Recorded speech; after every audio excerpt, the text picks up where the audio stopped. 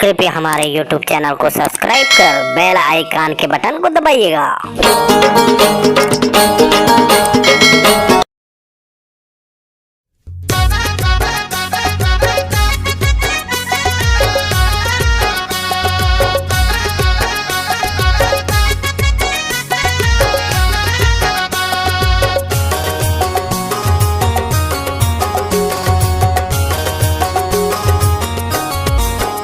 आन डरवा ले वो रंग लगवा ले वो 12 महीना के तिहार है।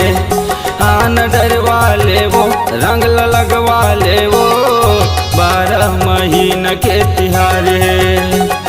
12 महीना के तिहार है वो 12 महीना के तिहार है। 12 महीना के तिहार है वो 12 महीना के तिहार है। आन डरवा ले वो रंग लगवा ले वो 12 महीना के तिहार है। आन डरवा ले वो रंग लगवा ले वो मस्ती भरे होली तिहार है।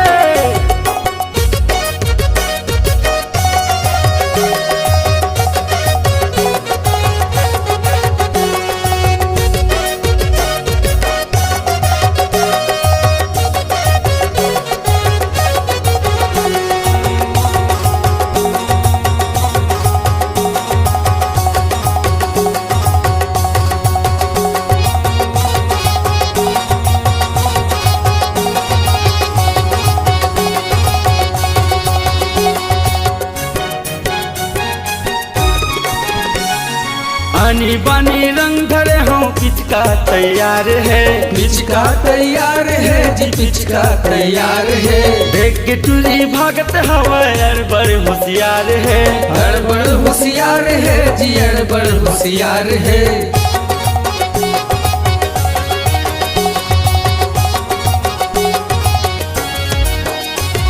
नीला पीला रंग धरे हूँ पिचका तैयार है। पिचका तैयार है जी पिचका तैयार है।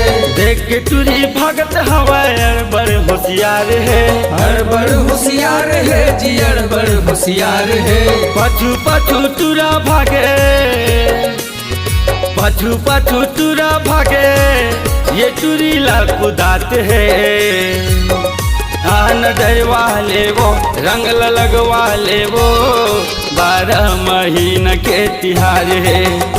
आन डरवा ले वो रंग लगवा ले वो मस्ती भरे होली तिहार है।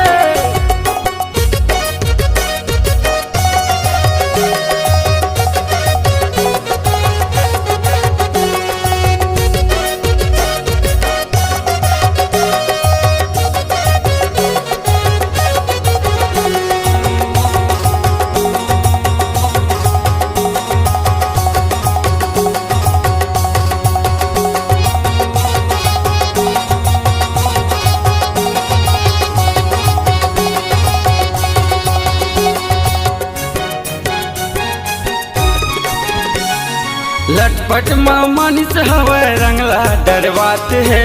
रंगला लगवात है जी रंगला लगवात है। नगाड़ा के धुन मगोरी कन्हैया हलात है। कन्हैया हलात है कन्हैया हलात है।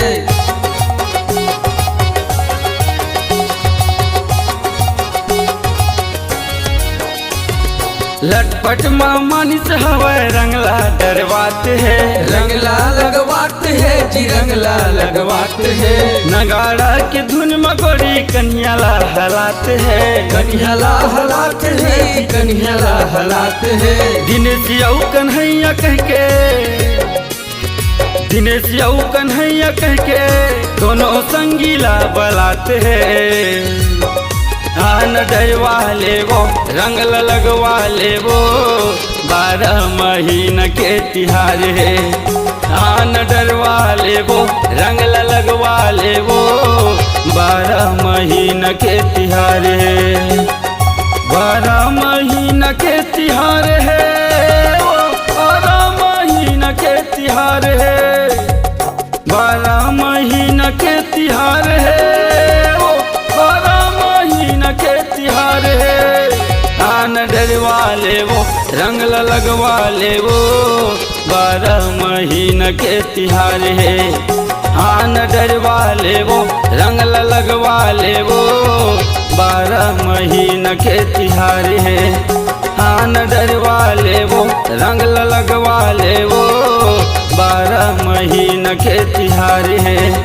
हाँ न डरवा ले वो रंग लगवा ले वो मस्ती भरे होली तिहार है।